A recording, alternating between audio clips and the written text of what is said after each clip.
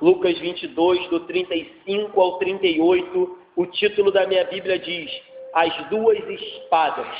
Estamos chegando pertinho aí da morte de Cristo, estamos próximo da cruz, e aí Guilherme começou o culto hoje falando que na morte de Cristo ele venceu a morte. E aí eu lembrava de um livro, né? Tem até no YouTube ele narrado, do John Owen, que o título do livro é A Morte da Morte na Morte de Cristo. Então ele diz que a morte morreu na morte de Cristo, ela foi vencida, e a gente está chegando nesse capítulo. Daqui a pouco a gente vai chegar na morte de Cristo. A gente está num trecho onde Jesus vai voltar a conversar com os seus discípulos. Eu estava fazendo aqui uma recapitulação, dizendo que Jesus conversou com os seus discípulos, depois ele teve uma conversa, um embate com Judas acerca da traição ali, depois ele conversa com Pedro, e Pedro diz: não, Senhor, não vou te trair, vou contigo até a morte. Jesus diz: olha, para de bobagem, que você vai me trair sim, você vai me negar. E agora Jesus volta novamente a conversar com os discípulos, provavelmente nessa altura, só com os 11. Judas já tinha saído para trair Jesus. Então, Jesus começa esse diálogo, e esse que é o contexto dessa mensagem da manhã e um pouquinho da noite também, dizendo: olha, fiquem cautelosos, fiquem atentos, porque vai acontecer que a situação vai mudar. Enquanto eu estou convosco, enquanto eu estou aqui na terra, os inimigos e a oposição me perseguem e tenta contra a minha vida.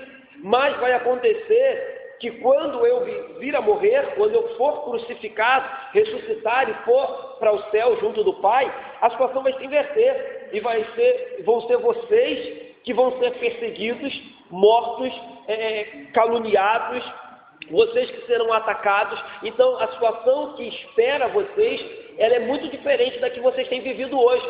Hoje eu os protejo, hoje eu guardo vocês, hoje eu tomo a frente e sou aquele que me coloca como escudo de vocês.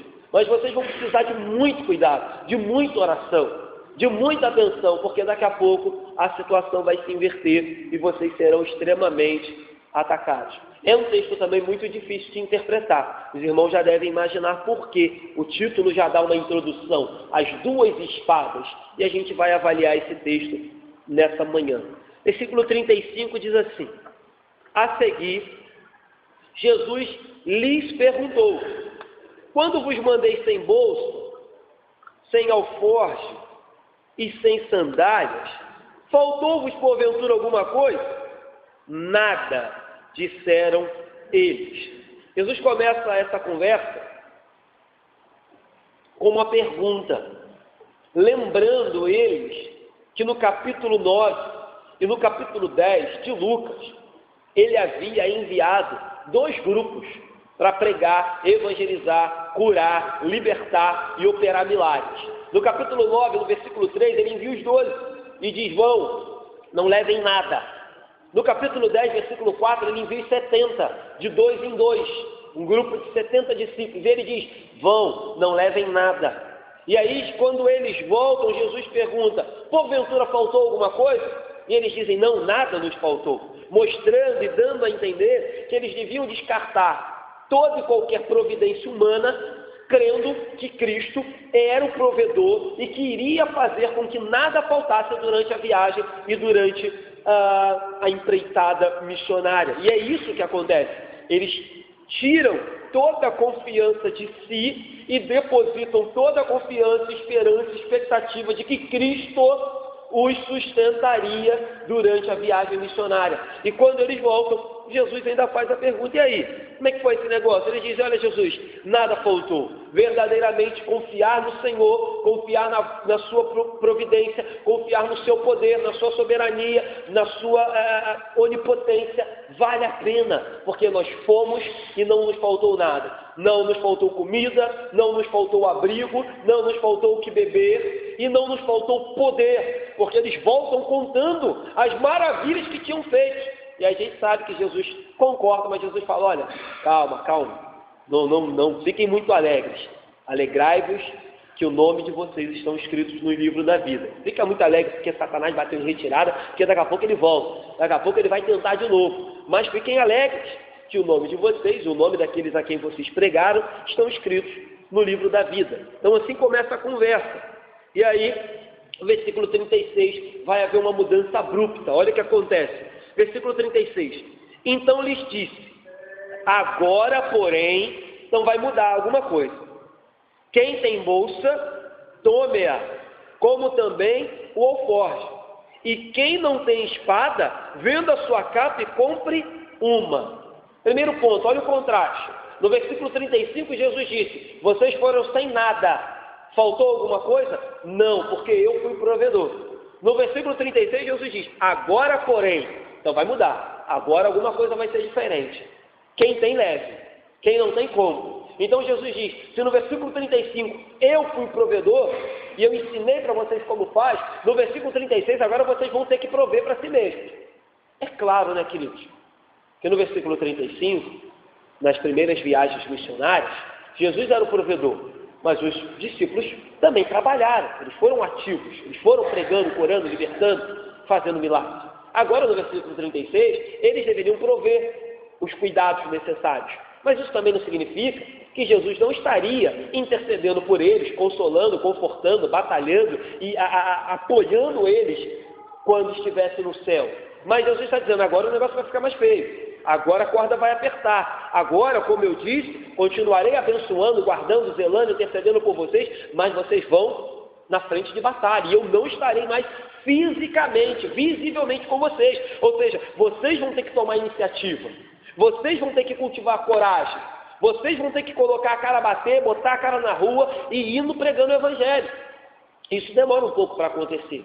Aqueles que já leram o livro de Atos, sabem que a igreja fica um tempinho ali, preso, um tempinho chorando, um tempinho, será que é, será que não é? Até que a perseguição vem e eles botam o pé na rua para pregar o Evangelho.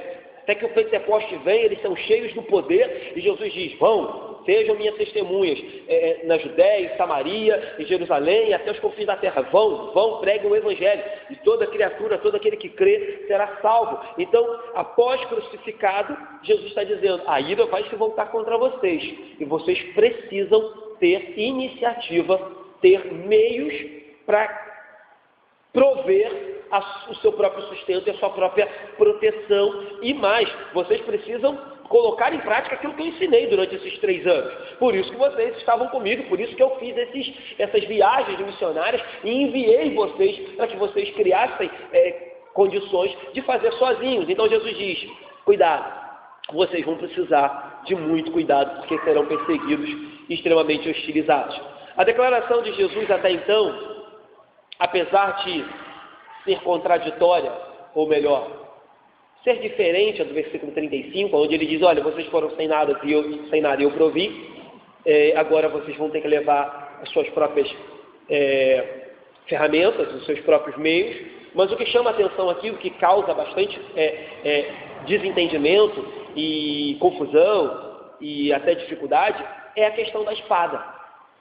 Estudamos semana passada, né, na nossa escola dominical, falando sobre guerra e paz, se é possível um cristão ir à guerra, se é possível um cristão fazer uso, talvez, de uma arma de fogo. E aí a gente chega aqui agora e Jesus fala para os discípulos comprar espada. Como é que é isso? Quem não tem espada, venda a sua capa e compre uma.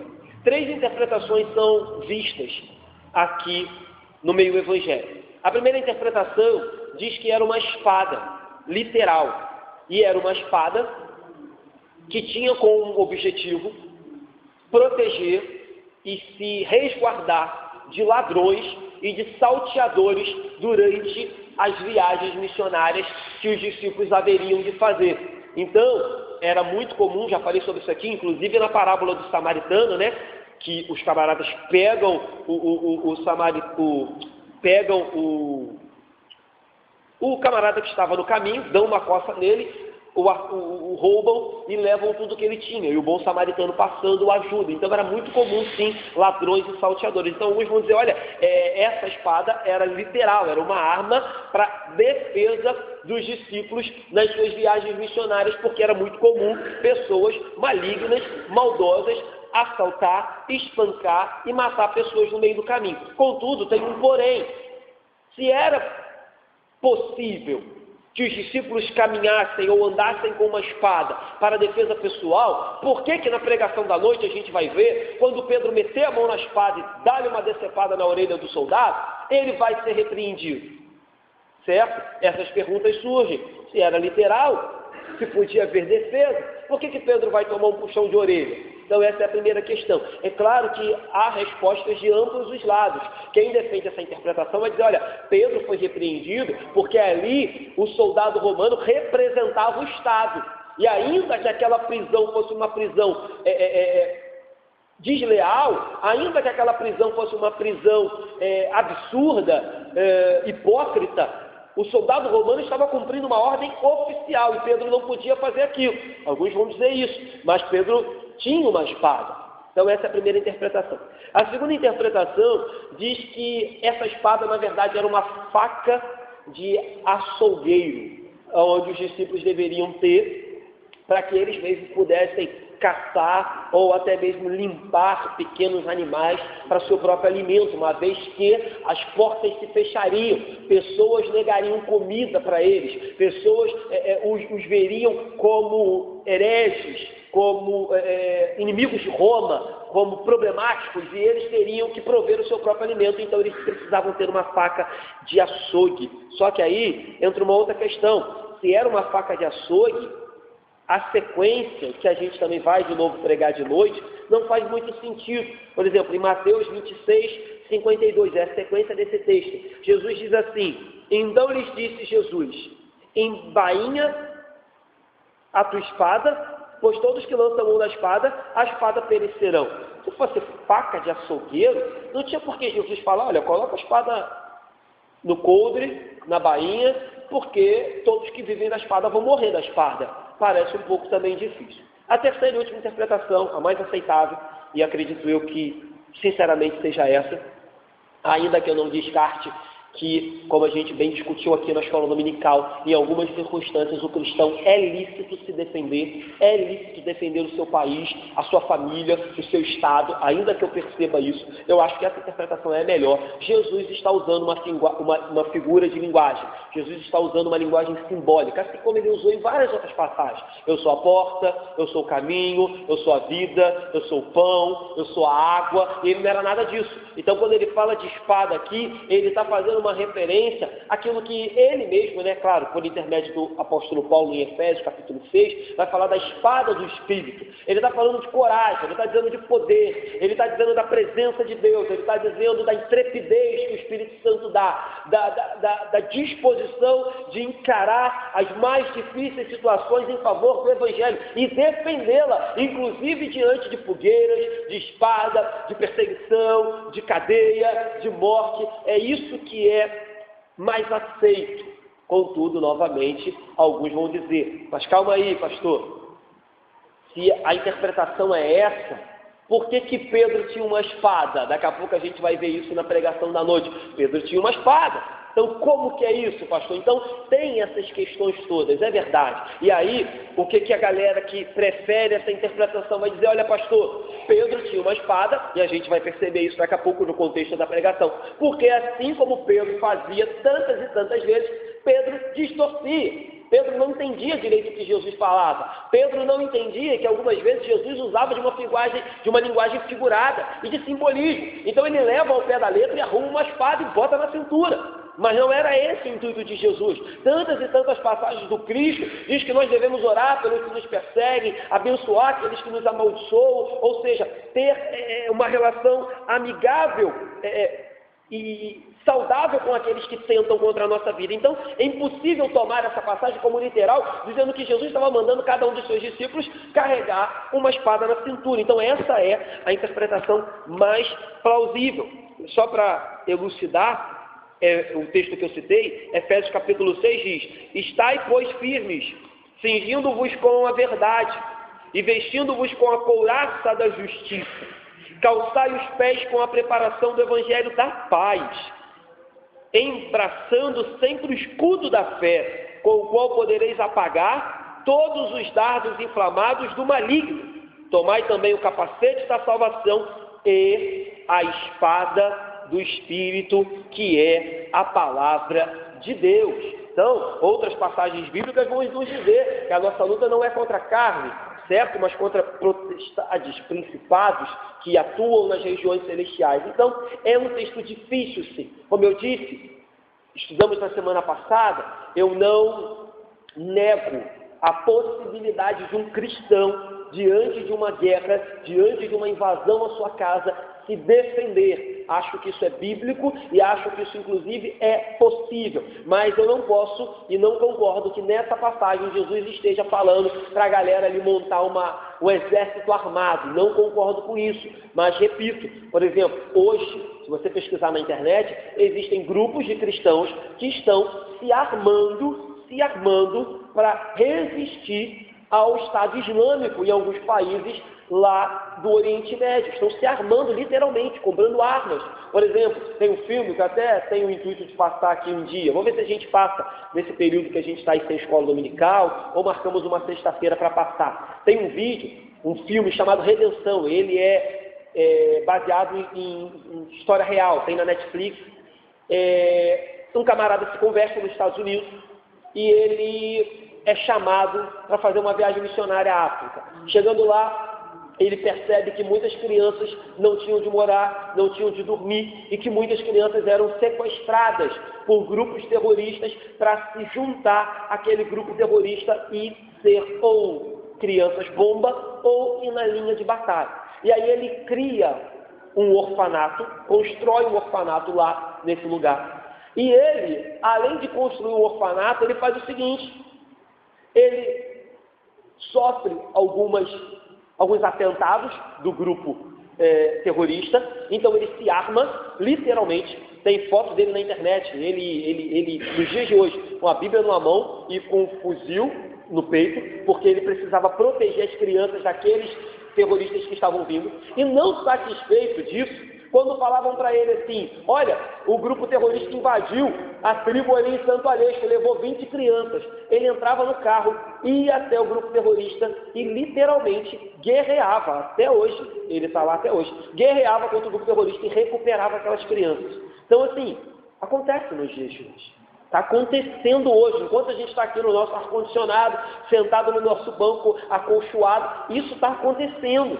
Então, queridos, digo, por mim, não vejo ilegalidade nisso, mas não acho que aqui Jesus esteja mandando os seus discípulos montar um grupo armado, mas eu acredito que situações diferentes pedem atitudes diferentes, situações adversas pedem posturas diferentes. Claro, a pregação do Evangelho sempre será a nossa maior arma.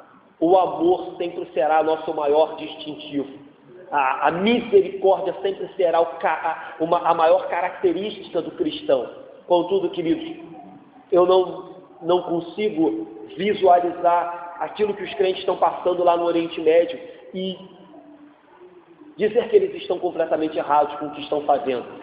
A nossa situação é uma situação muito fácil, muito tranquila. Mas voltando para cá, é isso que eu penso. Penso que Jesus está dizendo que a gente deve se armar com todo o poder que vem do Espírito Santo e se proteger com todo o poder que vem do Espírito Santo. Está pronto, porque Satanás iria pelejar contra as nossas vidas dia e noite até que ele viesse. Versículo 37 diz assim: pois vos digo que importa que se cumpra em mim o que está escrito: ele foi contado com os malfeitores, porque o que a mim se refere está se cumprindo. Jesus agora vai nos lembrar novamente que não só a sua vida, mas também a sua morte fazia parte do plano de Deus. E o que estava acontecendo para acontecer com ele era nada mais do que a profecia. Ou seja, ele diz: pois vos digo que importa que se cumpra o que está escrito. Está escrito aonde? Jesus cita Isaías 53, versículo 12. Diz assim: portanto, Isaías 53, 12. Por isso eu lhe darei muitos como a sua parte, e com os poderosos repartirá ele o despojo, porquanto derramou a sua alma na morte, foi contado com os transgressores, contudo levou sobre si o pecado de muitos, e pelos transgressores intercedeu. Então Isaías já dizia que ele morreria pelo pecado de muitos, mas que ele seria contado como transgressor da lei. Por isso, ele foi crucificado. Então Jesus deixa muito claro, dizendo, olha, aquela profecia está falando de mim. E algumas vezes, ele citou, por diversas vezes, ele citou o Antigo Testamento. Mas agora ele vai tirar o teu ponto e diz, é necessário que se cumpra o que está escrito sobre mim. E aí ele diz, porque o que a mim se refere está se cumprindo agora. Eu darei a minha vida por vocês, eu irei à cruz por vocês, e eu salvarei pecadores por meio da minha morte. Então, é muito trágico, creio eu, que diante de tantas verdades, talvez se nós estivéssemos lá, nós teríamos feito a mesma coisa, mas é muito trágico, diante de tanta verdade, de tanto amor, de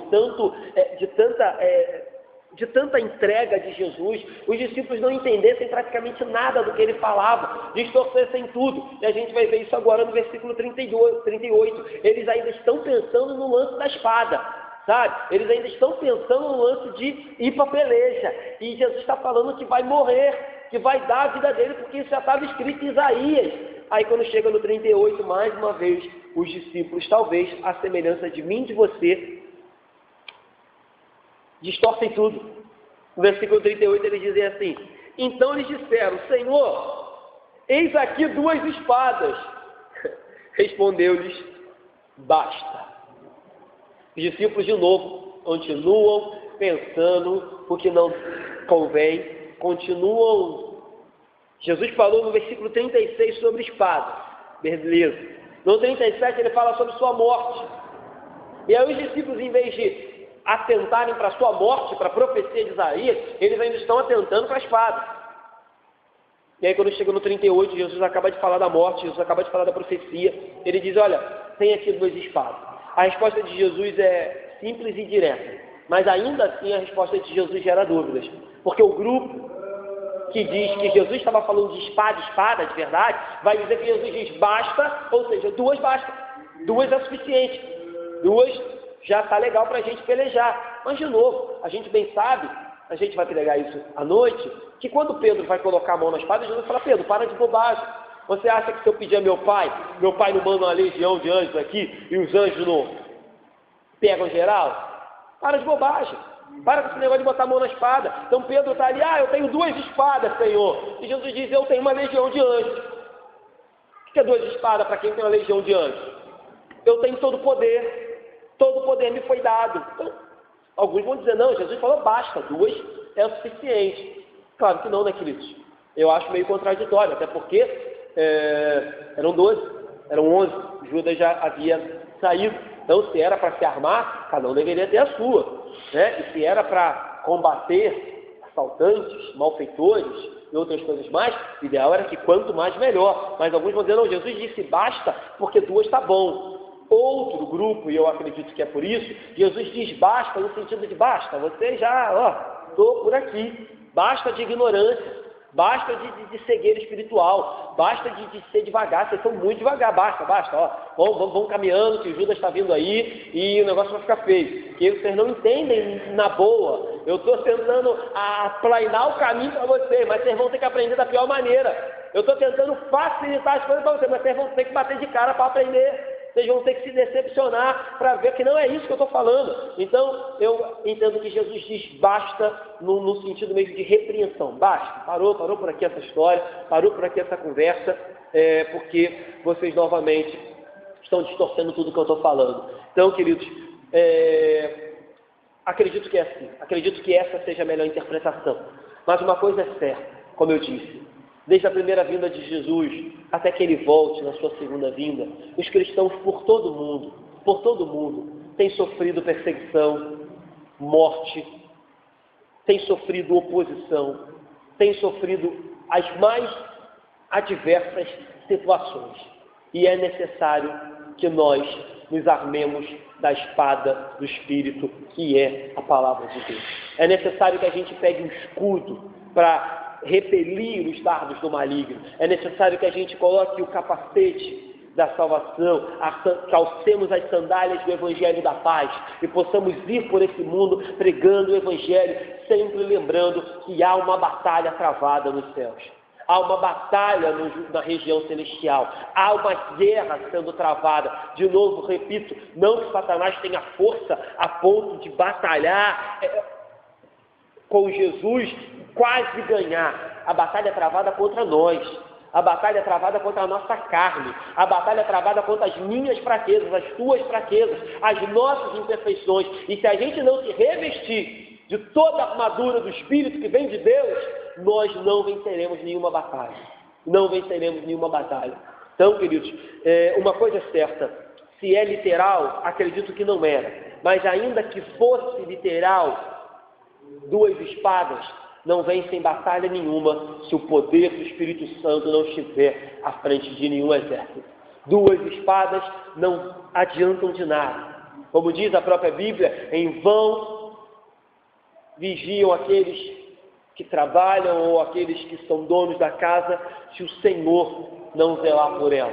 Em vão. Então, se o Senhor não for o nosso guarda, o nosso protetor, o nosso Senhor de batalha, o nosso general, não vai ser 1, 2, 10 espadas que vai fazer diferença, mas a presença do Espírito Santo faz toda a diferença.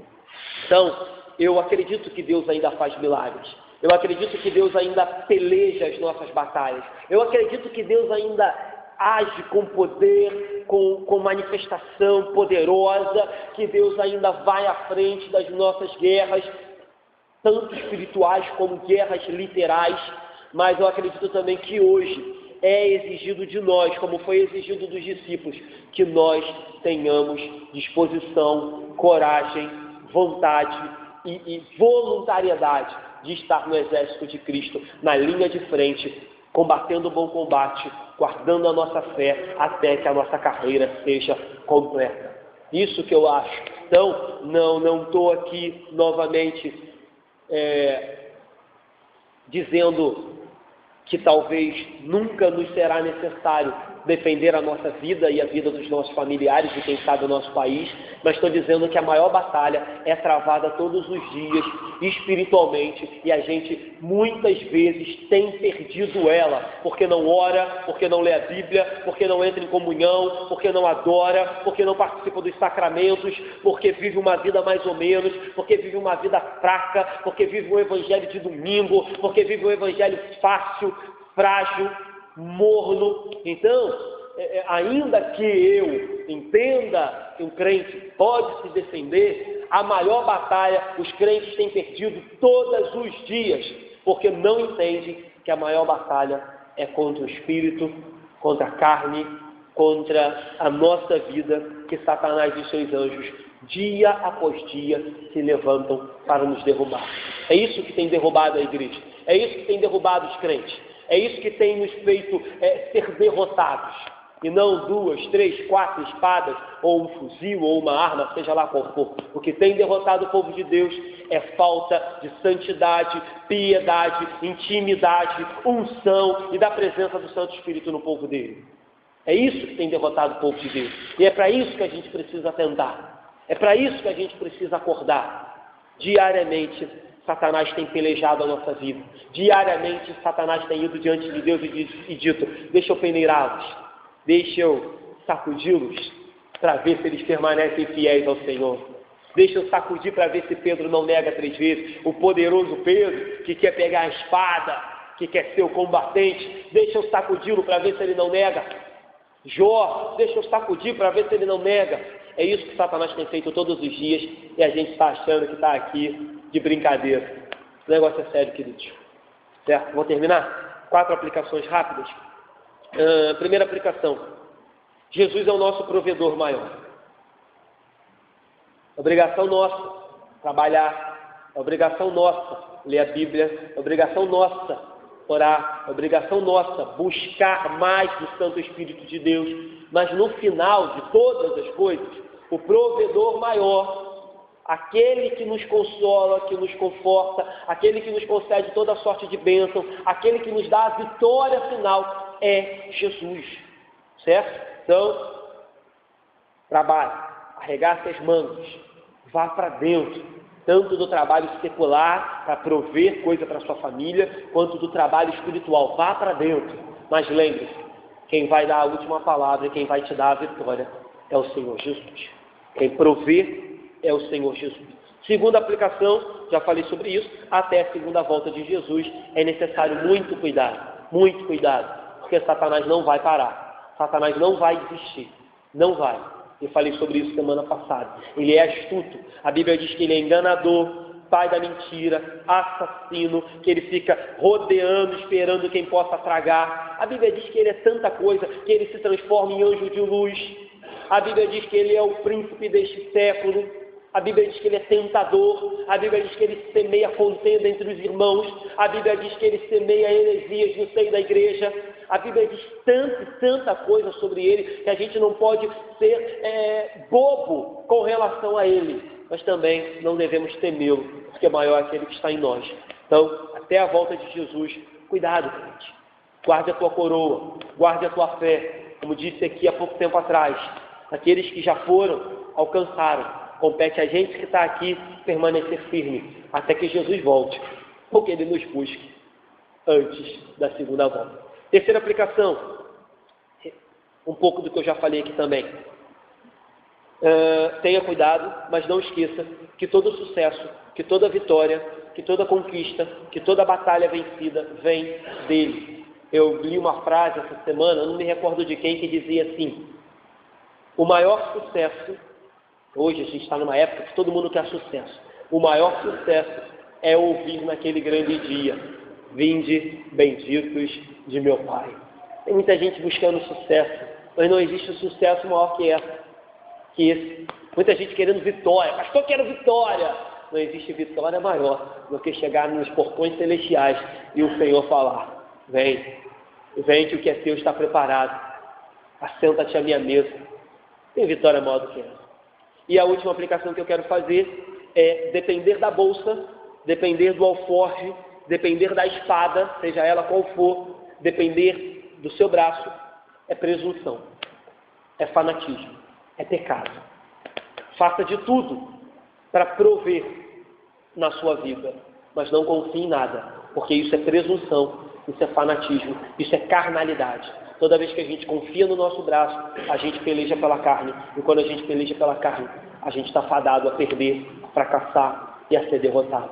Então, lembre-se sempre disso. No final das contas, o Senhor é o provedor.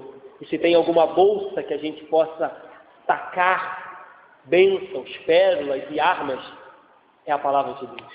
É a presença do Santo Espírito. Bem, queridos, vou terminar aqui.